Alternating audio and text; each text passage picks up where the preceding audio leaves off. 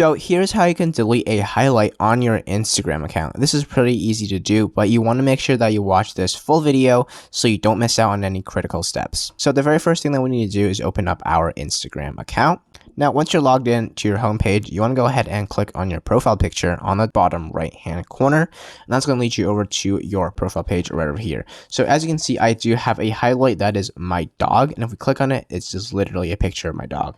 So if you wanted to go ahead and delete this highlight, all you have to do is go ahead and click on your highlight right over here.